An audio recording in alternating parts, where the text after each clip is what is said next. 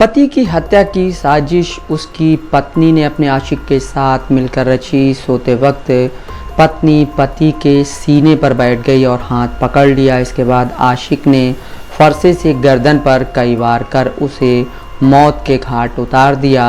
Police ने दोनों आरोपियों को गिरफ्तार कर जेल भेज दिया है।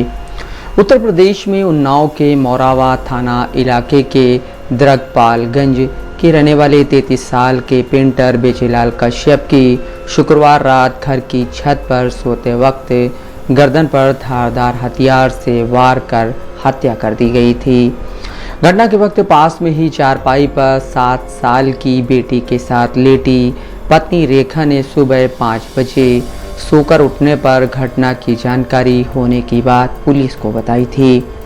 रविवार को पुलिस ने पेंटर हत्याकांड का खुलासा करते हुए बताया कि पत्नी के बार बार बदलते बयानों से पुलिस को उस पर शक हुआ। उसे हिरासत में लेकर पूछताछ की। पहले तो वह टाल मटोल करती रही, लेकिन सख्ती करने पर जुर्म कबूल कर लिया। उसने बताया, आशिक ने फरसे से पति की गर्दन रेत दी, मैंने उसका हाथ पकड़ रखा था। थानाध्यक्ष चंद्रकांत सिंह ने बताया कि मृतक की पत्नी रेखा का गांव से करीब 1.5 किलोमीटर दूर सई नदी के दूसरी तरफ रायबरेली जिले के थाना बछरावा के गांव सुदौली के रहने वाले संजय कुमार कोरी से 3 साल से अफेयर चल रहा था।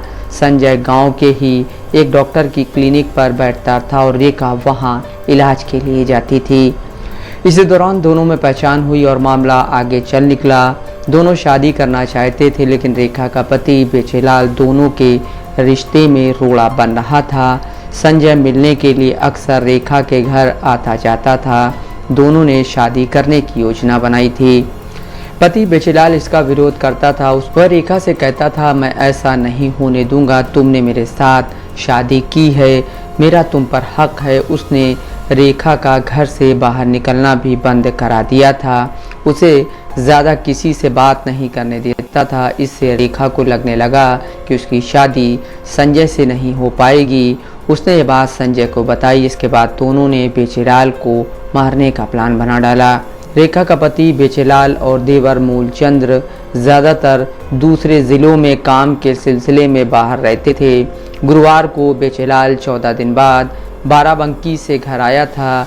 रेखा ने प्रेमी संजय को इसकी जानकारी दी। उसने देवर के भी घर में ना होने और ससुर के खेत पर होने की बात बताई। शुक्रवार की रात बेचेलाल ने शराब पीने के बाद खाना खाया और छत पर चटाई बिछाकर सो गया। योजना के मुताबिक देर रात रेखा ने चुपके से घर का दरवाज़ा खोल दिया और संजय रात करीब 1 बजे फरसा लेकर घर के अंदर दाखिल हो गया। रेखा ने सोते समय पति के ऊपर बैठकर उसके हाथ पकड़ लिए। उसके बाद प्रेमी संजय ने फरसे से वार कर बेचेलाल की हत्या कर दी।